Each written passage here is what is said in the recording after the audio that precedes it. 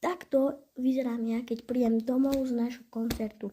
Ja som bola spievať a bola som aj s mojimi kamarátkami. A potom, jak som dospievala, tak som išla za našimi čertami naháňať. A jak sme sa doháňali, akože my sme sa nenaháňali, lebo sme chceli, ale nevyšlo nám to tak. Ale potom sme išli hovoriť, že čerti, poďte sem. A potom prišli, tam my sme začali utekať rýchlo. A potom Potom nás tak namalovali, mňa najhoršie namalovali, bo som furt pýtal, že namalujte ma, bo ja som nevidela, že ja takto vyzerám. Tu mi robili srdiečko a tu už nevidno. Aj sem, no tu mám ešte. Tu mám. Takže takto vyzerám ja. Keď prídem domov z koncertu.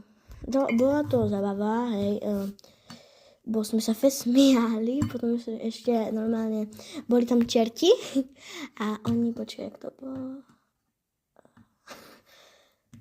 a oni sa fotili a potom, neviem kto, ale takto strkol Lauru, moju kamarátku, ju strkol, ona sa buchla do čerta, ona išla a tak sa buchla, tak objala, že poď sem a bolo to dobré, hej. Takže teraz sa musím ísť umyť. Uvidíme, jak to bude vyzerať, keď sa pôjdem ja umyť. Lebo katastrofa. Idem sa umyť. Čau! Takže sa idem umyť, no uvidíme, jak to pôjde. Takže čakajte. Uvidím. Tak to vyzerá, keď je umývem. Sa skúsim umyť, mi to potom vôbec nevytvorí. A teraz keď sa umiem s mydlom, tak práve, že budem voňať, ale to ja fakt neviem, jak to mám dole dať.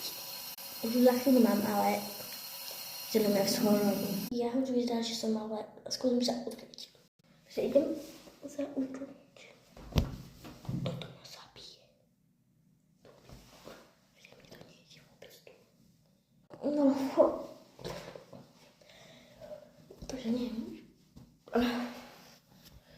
Tam to vyzerá inak, ale mne to vyzerá úplne, ja vám otočím kameru.